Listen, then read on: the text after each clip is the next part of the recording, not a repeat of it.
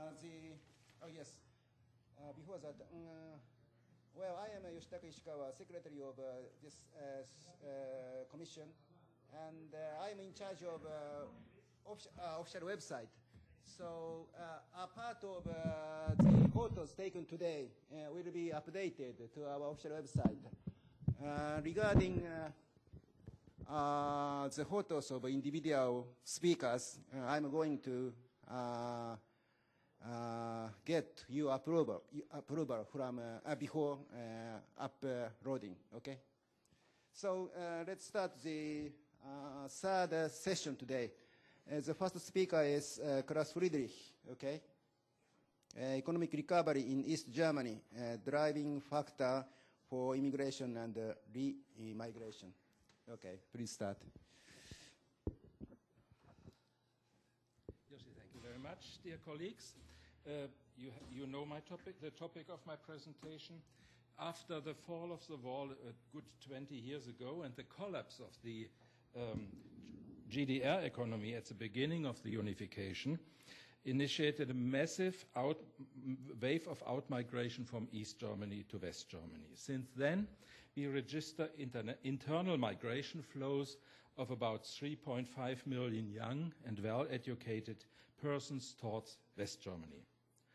Following the new start under competitive market conditions, the economic activities in the meanwhile exceeded the dynamics of the West considerably. Currently, the search for skilled professionals is an important challenge in East Germany. Saiga will remember some similar situations in her country. Considerably, return waves of former outmigrants as well as new flows of in-migrants from West Germany and abroad, possibly from Central and Eastern European countries, are expected in accordance to the economic improvements. In my contribution, I like to explore the question how far these expectations are realistic and whether East Germany in the future will change from outmigration country into an immigration area. This is my outline you see here on the next overhead. First, I come to the demographic change in Germany and transformation in very short, and the transformation in East Germany. It is well known that Germany as a whole has been affected by demographic change since the early 19th. At that time, birth rates fell consistently below the death rate. Additionally, these developments could be compensated by high immigration from abroad. But since few years, we observe a turnaround in international migration. The balance counts around zero. Altogether, these processes have the consequence that the population in Germany is characterized by shrinking, aging, and a high diversity in ethnic and lifestyle performance. Here you have the graph. You see the population balance in blue, the migration balance in red, and the natural balance in green. Especially pronounced is the process of shrinking and aging in East Germany, a demographic hotspot. After reunion in the new states, dramatic declines of birth rates far below replacement level and far below the West German situation, in conjunction with the mentioned outmigration of younger and highly qualified persons, especially to West Germany, took place. This heavy outmigration, however, slowed down. The next graph has slowed down meanwhile, and when we register more economic growth, it is downgrading very fast. The projections for Germany in a whole are that our population will decline dramatically, and the aging of the population you can see on this folio. I spoke about the differences between East and West Germany. On the top you see, I showed here, on the top you can see the population development in in West and East Germany. You see the shrinking has already begun in East Germany since many years, and in West Germany, we are at this time, it will be the experience that will be very rapidly going on. Thank you very much. Here you have the birth rates, the differences in birth rate, but the time has gone, and so I don't like to speak too much about this. I spoke about the outmigration from East Germany. Here you have the flows of the time 1991 to 2009. These are the figures, and here on the left hand you have the figures of the year 2006. Mainly Western countries like Bavaria, Baden-Württemberg, and other agglomerations, prosperous agglomerations, were the destination areas of the young East Germans going to West. The consequence of this situation is a demographic polarization in East Germany. You see we have areas in red around Berlin, for example, in Thuringia, and also in Saxony that are growing here between 2000 and 2006, but usually we have the predominant blue color, that means shrinking areas in East Germany. Now I come to the economic recovery as the next topic. Following the forecasts of the Institute of German Economy 2 years ago, the gross domestic product per capita in East Germany will reach about 70% of the West German value and is growing much faster than expected. Also, the latest economic and financial crisis of 2008 did not hit the East German economy quite as strong as the West German. Thus, the adjustment of living conditions occurs faster than expected, believed because the economic performance of East Germany will have reached in about 12 years the level of Western countries like West German countries like Schleswig-Holstein, Lower Saxony, and Rhineland-Palatinate, that are not the richest länder in West Germany, but that are average countries. According to economic convergency theory, this target would have only been achieved in the year 2028, and it will be reality in about 13 years. So it is the economic recovery is much faster as expected. Despite of these positive developments, we still have some structural problems in East Germany in comparison to the West. I only want to highlight 3 of them. The unemployment is still twice as high as in West Germany. Wages and salaries reach only about 80% of the Western level, and there do exist only few innovative industrial clusters in East Germany compared to the West, where we have much more. I come now to the next topic. The question, will East Germany in the future be a destination for immigration and remigration?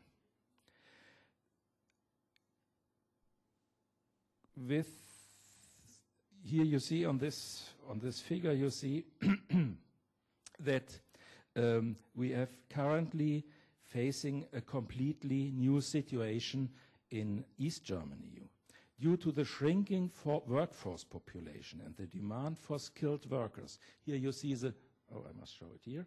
You see this is the workforce population, and this is shrinking due to the demographic processes I have brought to you. We have massive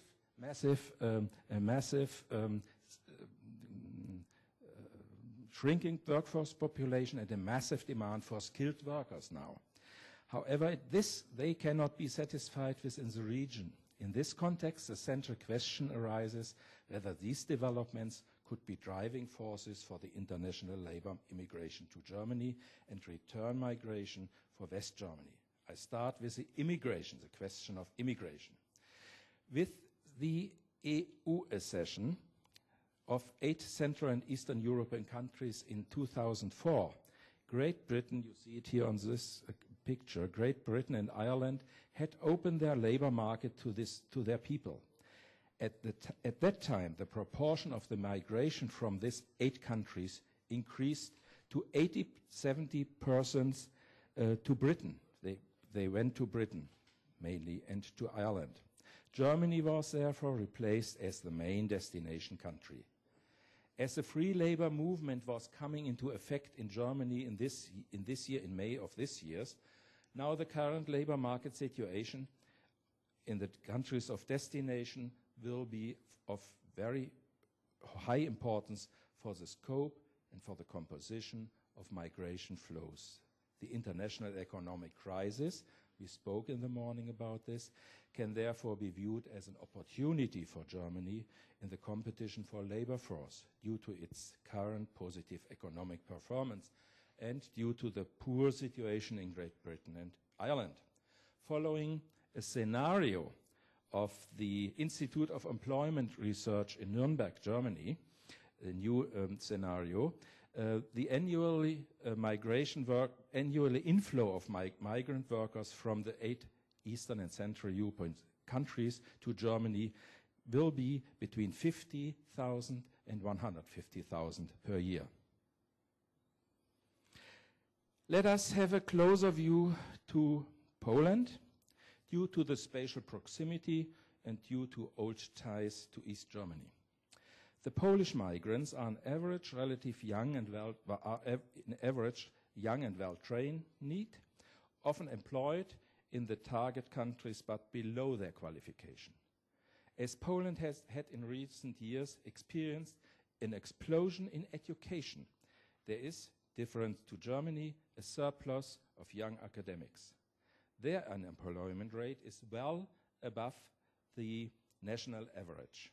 Even though since 1st May, also in Germany, the complete freedom of movement for Polish workers is in effect a significant increase in migration between both countries cannot be observed till now. Regarding the regional distribution of the now in Germany living about 400,000 Poles, we see that only 5% live in Germany instead of 85% in West Germany. The focus shows that their preferences for West Germany are very, very strong. Considering the pros, here also you see the forecasts that sees we have a distribution we will have distributions as well as in East Germany, but also in West Germany, but the focus is mainly to the western areas. So if we look to the pros and cons for the hypothesis that Germany's economic recovery could be a driving factor for immigration from Central and Eastern Europe, obviously the uncertainties about their migration decisions are very predominant. Obviously, the prosperous agglomerations in West Germany with better jobs and wage opportunities are more attractive than the new Länder. This situation reduces the prospects of East Germany for increased immigration from the 8 Central and East European countries. I come to the next topic. Will the remigration be increase after the economic improvements in East Germany? If you look to the current situation of the net migration scale, you see it has now reduced. The out-migration of the young West Germans has be on a very slow level now. That means we have many, many remigrations in these situations also back to East Germany.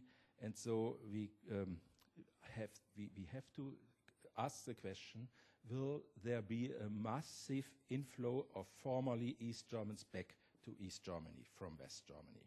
We have interviewed some years ago about 1,200 young peoples formerly emigrated from Saxony-Anhalt to their region of origin. Our analysis at this time showed a strong integration of the migrants into the West German agglomerations.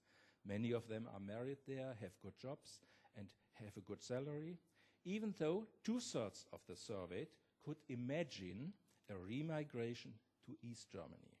It became clear, however, in our interviews, that an adequate income would be an important precondition for this.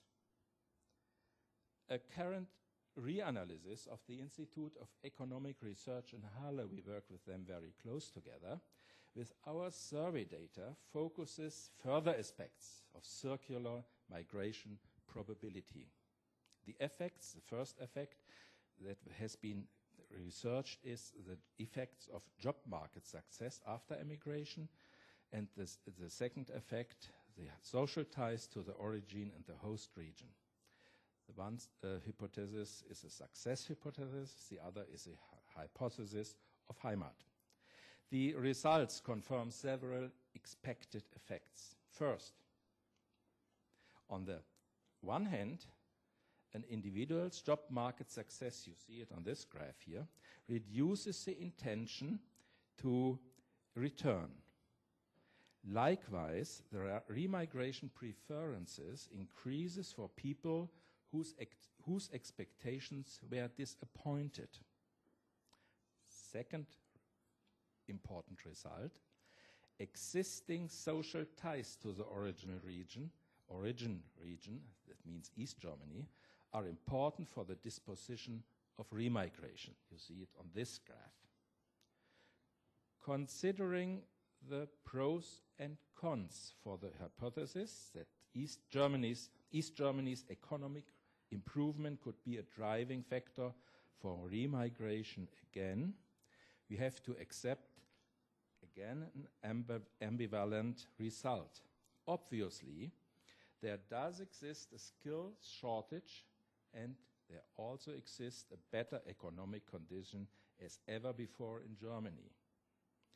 Proof of this is that currently the net out migration, I just spoke about this, the net out migration from East Germany is on the lowest level since unification. And another is the high attachment of origin for the formerly out migrants. But their individual job market success in the destination area reduces the intention to return, and unemployment rate in East Germany is, as remembered, high, is still high, twice as high as in the West, and the wages are only, as I told to you, 80% of the Western level. I come to my conclusions. About 20 years after German unification, the new Länder, we call it East Germany's, are facing drastic and sustained economic improvements and are on the way of convergence with some Western states. Second, however, this economic recovery is threatened by demographic recession. That means a shrinking workforce population, in particular due to the increased demand for skilled workers. Third, the expectations for massive reverse migration of former out migrants to West Germany, as well as new flows of in-migration from abroad, possibly originated from Central and Eastern European countries, are mainly based on viewing to the migration potential of both groups. There are indeed some indications that these expectations are partially realistic, but on the other hand, they are not yet proved by statistical data. Fifth, however, to provide realistic incentives for qualified flows of immigration and remigration, the East German enterprises must be able to offer attractive jobs and higher levels of income. Six, it is therefore crucial to strengthen the innovativeness of the economy in the new Länder despite the demographic crisis, so that the still low productivity and still bad situation of low wages can be overcome. I come to my final point. the perspective of circular mobility instead of unidirectional migration might be a realistic scenario for the economic successful areas in East Germany, and could change, indeed, from formerly emigration districts into future immigration regions. Thank you very much. Thank you. Very interesting presentation. The trend of migration or human mobility of Germany has attracted great attention so far. So if you have any questions or comments. Okay. Oh, sorry.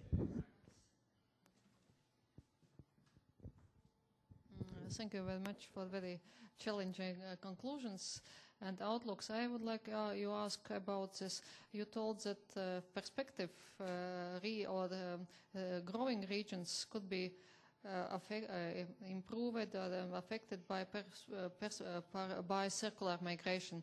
But what's happened with shrinking region? Which kind of perspectives do you see regarding migration? Thank you. Yeah.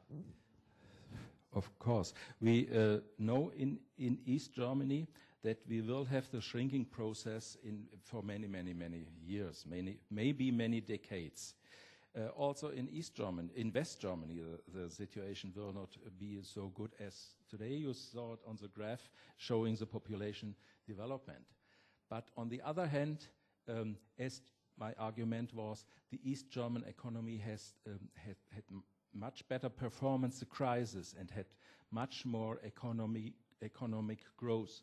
So that the future will be in the, we say to light towers, the light towers. That means the areas, the islands, where now we have increased population and also slowly increased economic growth, so that this will be an effect will have an effect for the other part of the country, but it will take many, many years, that is sure. Yes.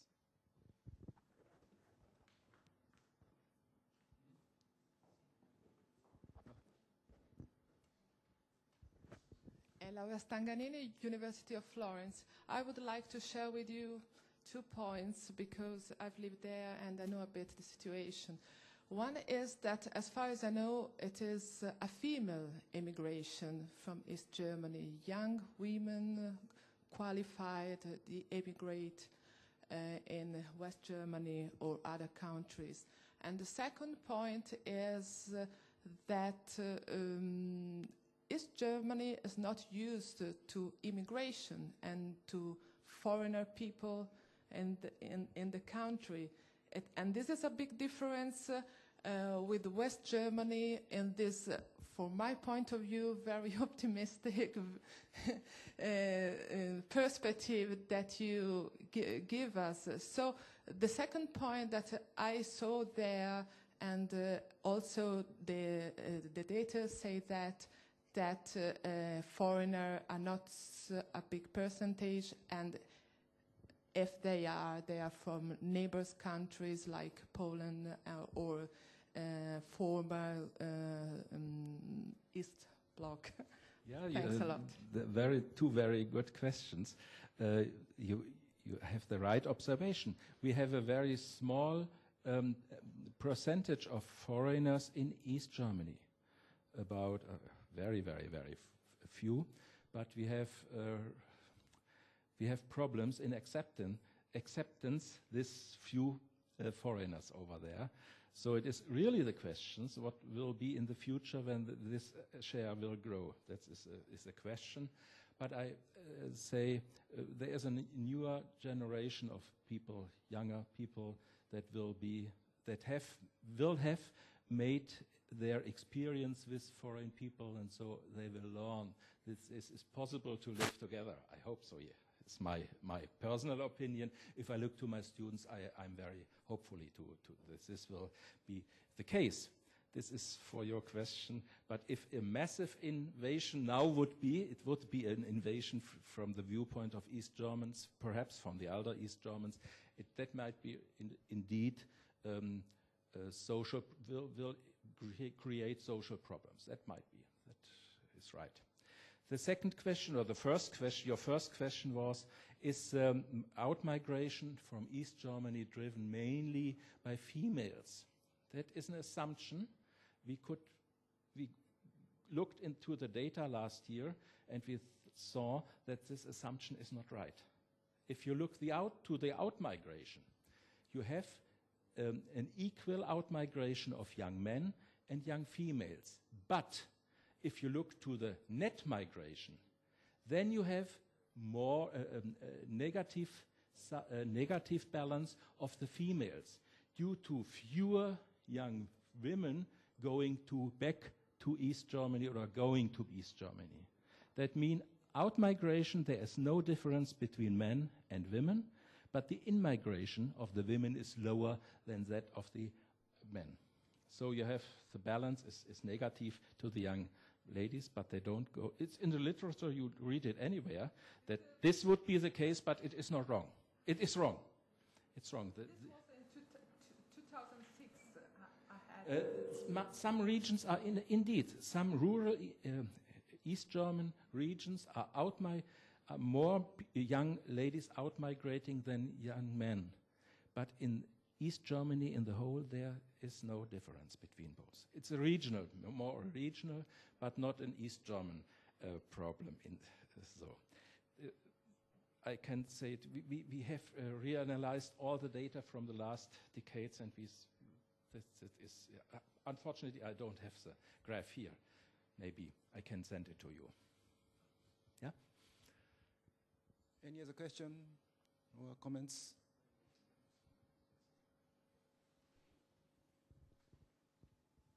Okay, so thank you very much. Very interesting presentation. Next speaker, yes. There is an announcement. The next presentation by Anna Irimias and Gabor Mihalko's presentation was cancelled. Okay. So second presentation of this session is Tsaika Christian, Maris Bersins, and Andris Baurus. Presentation title is Employment Mobility Patterns and its Determinants, and Employee Types Compared. Thank you, Professor Ishikawa, for introducing. First of all, I'm very glad for the third time to participate in the GLOBILITY meeting, at this time in Rome. And as Professor already said, today's presentation will be about employment mobility. First of all, some feedback, and first on economic crisis.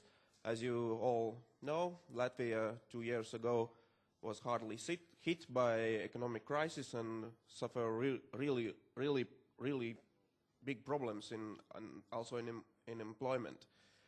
And this was one of the point of the research.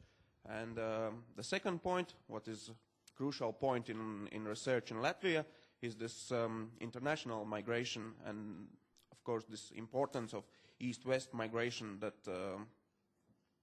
is associated with the free movement of labor when when Latvia joined to European Union. However, the main focus of the current research is on internal employment mobility during the period of economic boom in Latvia, and this is period from 2004 till 2008. And the aim of our paper is to analyze the mobility patterns and compositional differences among mobile and non-mobile employees. And before coming to our results, some remarks on previous research. I must say that there are a lot of studies which analyze the differences between employment mobility in Eastern Europe and in Western countries, and in general they found that labor mobility are in lower degree in European Union member states or in Eastern Europe than it is in Western Europe. For example, research by Pazzi and colleagues by World Bank, and they also found that in Central Eastern Europe and Baltic states these mobility rates in general are lower than in Western Europe. And also some research about that people living in large labor market regions are less prone to migrate than are residents of smaller, more peripheral locations. Regarding this point, I must say that in Latvia, actually, there is a different story, because capital city or metropolitan region is most dynamic region, and most of the migration flows and the actual movement is happening there. And our research data is based on a large survey what was carried on 2006, and the name of the project was the Geographical Mobility of the Labor Force, and the sample of the survey was more than 800 persons in working age, and this was the main data source for our study. And of course we also use the statistical data. And first of all, we divided employed persons in 4 main groups. The first P in left side, as I said, 4 groups. First was the managers, the higher group of employment, and there we found 14% respondents. The biggest group were civil servants and other professionals, more than 40% skilled workers, and unskilled workers, which were the smallest group. And between unemployed persons, I must say, probably it's not the correct definition, but we distinguish between 5 groups. There are students, unemployed persons, disabled persons, homemakers, and retired persons.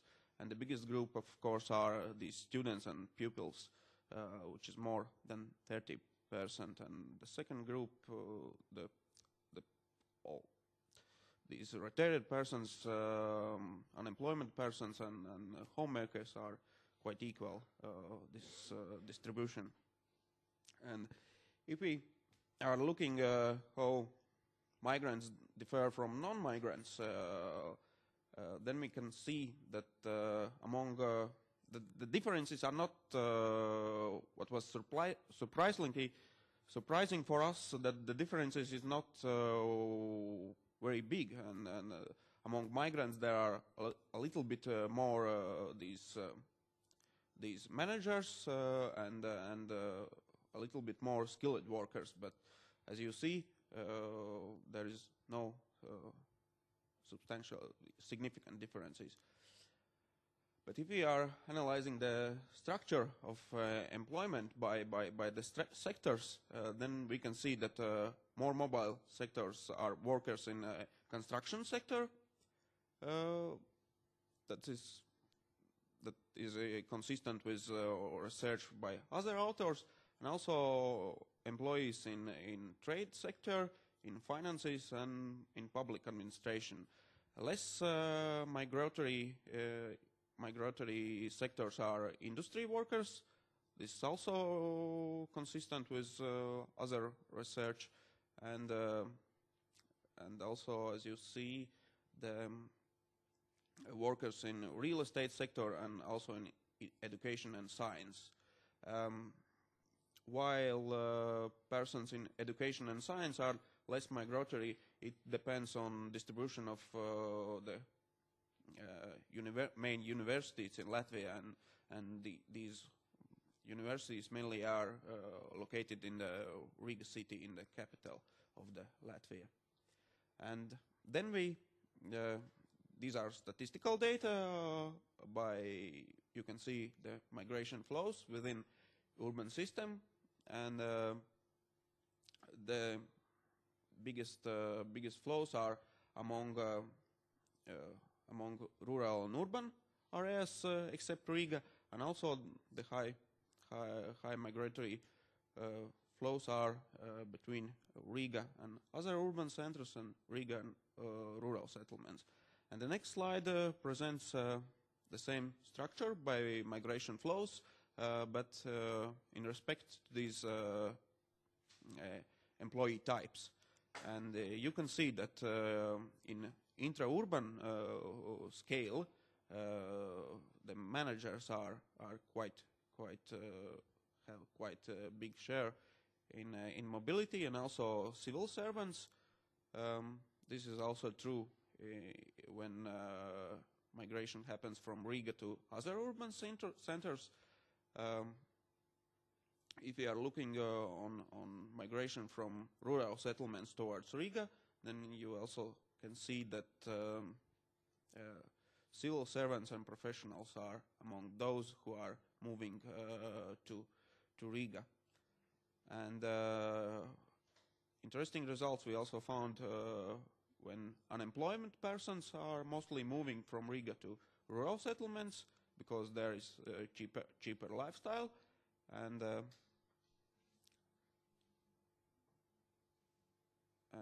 some also between rural areas there are some you can see that unskilled workers are migratory between these areas.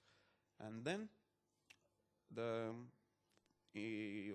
regional flows, and we distinguish between three groups: the flows which are associated with capital city, Riga, then interregional flows and interregional flows. And in this picture you can see that since year 2003 there are significant increase in migration amount, but it's due to changes in statistical system, and that's why is this increase. And if we are looking by the structure, you can see the majority of flows are happening between are associated with capital city, and the second biggest part is these interregional flows within regions. Latvia had 5 statistical regions, and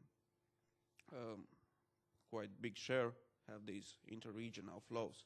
And now, if we are looking on the same picture but divided by these employee types, you can see that flows associated with capital city are mostly by managers and civil servants and professionals. But for example, interregional migration is associated more for these unemployment persons. And for interregional level, there also are a little bit bigger share of managers, civil servants, professionals, and for skilled workers. And then coming to motivation of migration, and you can see that, of course, the majority of migration flows are related to family motives. This is biggest group as usual, but we can't say this is family unification or husband move away from wife and so on. We just have this whole group, and there we found interesting that managers and civil servants, professionals moved regarding this housing motive, and important for skilled workers and unskilled workers was this employment motive. And also, for example, amenities, natural amenities also were important among managers and skilled workers. And finally, coming to our conclusions, of course we found these differences between mobile and non-mobile employees by these social demographic characteristics. The differences between mobile and non-mobile groups by this employment pattern differences. And also we find these differences if speaking about migration flow pattern within this urban system and by regions. And in inter-regional level, migration over the past decade has been consistent with regional labor prospects and existing job placement in the capital city Riga. And of course, this inter-regional mobility continues to maintain close links with the capital city and its metropolitan area because it's the major employment center in Latvia. That's all. Thank you.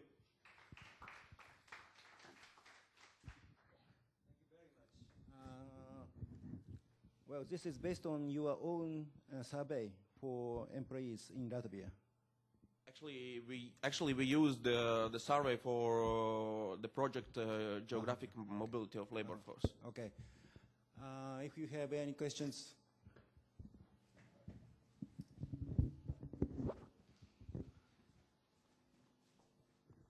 Thank you. I've been very much interested in your presentation because I've worked for years in the framework of ESPAN program in Estonia, for example, and also in Belarus. And I have two questions and a half. And first question, how do you explain the orientation of flows inside Latvia? Is it possible to briefly do to present the relationships between the origin and destination on the one hand and the motives on the other hand of these internal flows? And my second question, which is the half question, what is the difference? I don't really understand the difference in your graph between inter-regional and intra-regional. What do you mean by intra-regional flow? This is my second question. And third, which is a real question, do you think that what you described for Latvia can be compared to what happened, for example, in Lithuania and Estonia? Thank you. Regarding the first question about these levels, we use the settlement hierarchy. It's capital city, then the other urban areas, towns and cities, then the rural settlements. In fact, we can also distinguish between the large cities and small towns. That was the difference. Regarding the regional flows, the intra-regional level is the moves within the region. I didn't put the map in the presentation. It's of course bad, but in Latvia there are 5 statistical regions. One region is capital city, and other are a little bit bigger regions, and these inter-regional flows are within these 4 other regions, and the inter-regional flows are between these regions. And regarding research in Lithuania and Estonia, actually we found and regarding motifs, we found quite similar results as it for Estonian colleagues. That, for example, in this inter-regional level, the main motifs are job.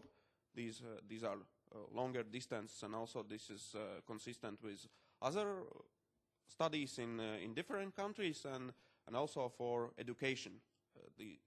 These are main motifs in inter-regional level, apart from family motifs. But in intra-regional level, the main motifs are housing and amenities, especially within the metropolitan region. These are the main motifs. Okay, thank you.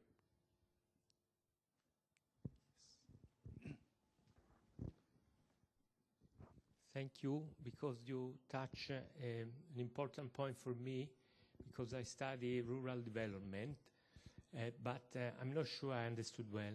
what you said about the rural unemployment. I would like to know about the definition of rural unemployment, because you show, if I don't mistake, 38% of rural people coming from rural zones.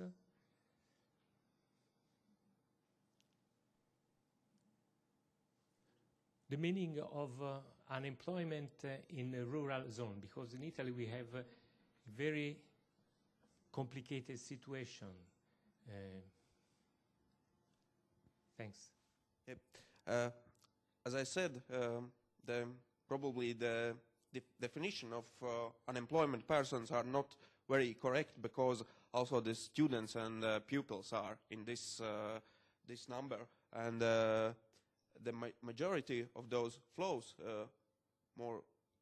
approximately 40%, the majority are these students, which are going between rural areas, between schools in rural area. Students in Italy are not unemployed people. Yep. They are students. I agree. I fully agree. Thanks. That's a mistake. Yeah. Okay. Any other question or comments?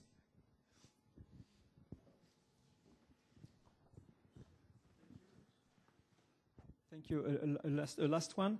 Among the push factors of the internal migration flows, can we consider that the border situation along the external border of the European Union is a push factor? For example, viewed from France, it means very far from the Baltic countries. The border situation along this border, which is really, economically speaking, is really a special situation.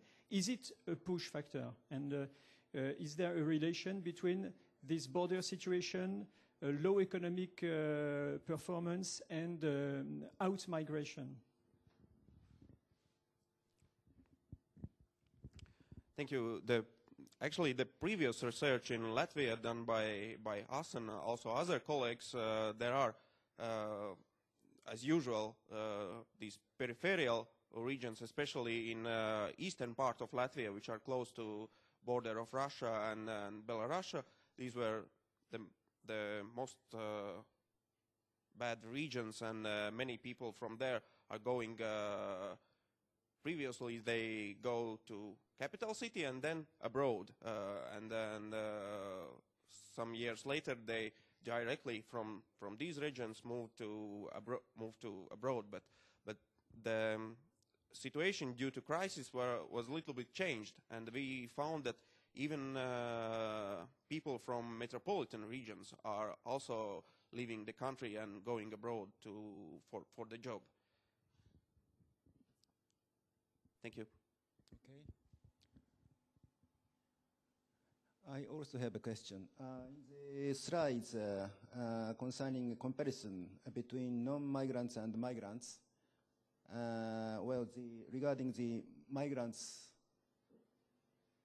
category, the largest share was reviewed by construction, right?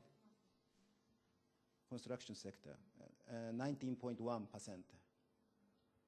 I want to know, yes, this one.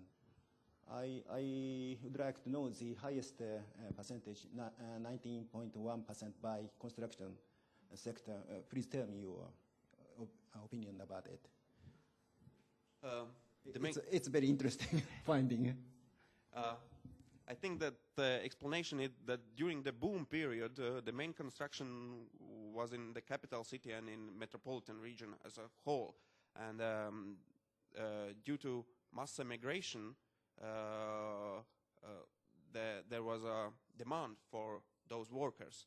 And many people from other non-metropolitan regions were moving to this metropolitan region and to capital city for the jobs, because construction during the boom period was one of the prestigious professions. You can get their highest salaries in the Latvia, and that's the reason why the share among migrants in construction sector is so high. Okay.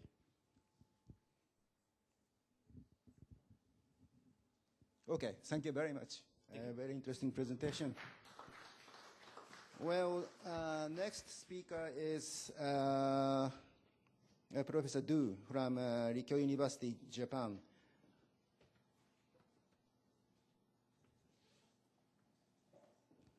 And the presentation concerns changes and the regional difference of naturalized population in Japan.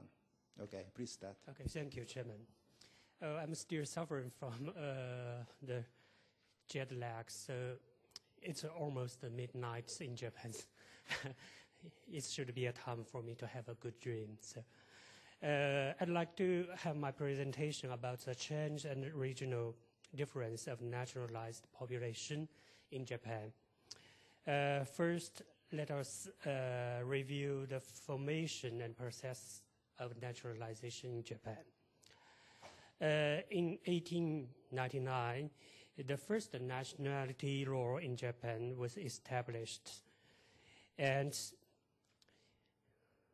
1 year later, the notice of naturalization permission in Japanese official Gazette Kampo, we call it Kampo in Japanese, and such information was published in this newsletter. And in 1950, the establishment of the present nationality law was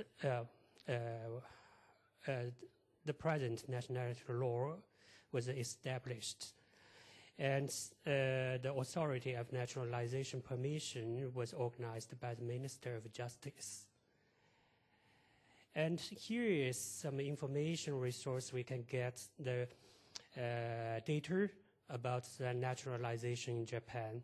First one is the official newsletter, Kampo. Just as I mentioned just now, it is published since 1900s. And we have the information about name, home address, birth dates, original nationality, and birthplaces of individual persons.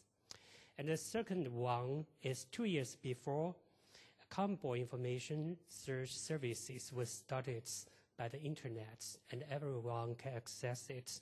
If you pay the fee for that, you can get information, digital information from that. But not all the information was published by this service. We can only have the information from May 3rd, 1947. And the third resource is that publication of status data. That is by the legal newsletter. We call it Hoso Jiho in Japanese. And it is annually natural population data is published. And we don't have the information of individual persons, but we have the information detailed by Chinese and Korean people. So first, let us see the data from legal newsletter Hoso Jiho. It's the data from 1900s to 2009. So from the change of the populations, we can see such characters from that. In the year of 1953, the total increasement is about 500%. And the increasement about Korean people is 470%, 70%, yes. But the Chinese increasement is quite low. It's just 11%. But to the year of 1972, the total increase rates decreased to about 200%. And the Korean people's increasement also decreased, but the Chinese people's increasements increased to more than 500%. And 1 year later, also Chinese people's increasement keeps quite higher, That's quite higher than the Korean people. And recently in Japan, there's a quite interesting phenomenon because the Chinese people's increase rates is quite higher than the Korean people. And we can also see such characters from another graph. It shows that the Chinese people increased quite much in Japan, much more even than Korean people. And another phenomenon is that other countries' people also increase. And here we should mention some social backgrounds about such characters. First, in the year of 1953, Japanese sovereignty is recovered. And people born in former Japanese colonial countries lost their Japanese nationalities. So if they want to stay more in Japan, they have to get their nationality of Japanese. That's why the naturalized population increased in this year. And in the year of 1972, normalization realized between Japan and China. And Taiwan also relieved qualification for expatriation. That means Taiwan's people can give up or quit their nationalities quite easy and get to become the other countries' residents. So in the year, a lot of Taiwanese also applied for the Japanese nationalities. And the third one is a naturalization application of Chinese in Japan increased also in this year.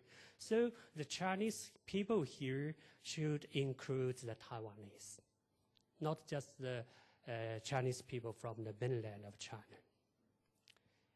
Since 1998, Chinese newcomers increased significantly in Japan. So a lot of Chinese come back because when the war between China and Japan ended in 1945, a lot of Japanese orphans stayed in China. They were brought up by Chinese people. But after this year, they can come back to Japan. So a lot of relatives, such as they married in China, so they brought their sons or even their grandsons, granddaughters back to Japan.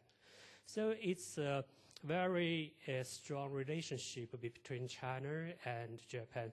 A lot of friends use this relationship to come to Japan to begin their business or study in Japan. And here, just as I mentioned just now, we have 3 data resources. Here we'd like to see the second one. The second one is the individual information we can get, but it's only from 1947. So if we use the combo, we can get such informations, but the information's details change year by year. For example, till the year of 1970, we have original nationalities, address, name, birth dates. But from the year of 1971, we don't have, the Japanese government doesn't publish the information of original nationalities. So here is an example. For example, this is the newsletter from Japanese governments by the year of 1948. So we have such information. This person's original nationality is German.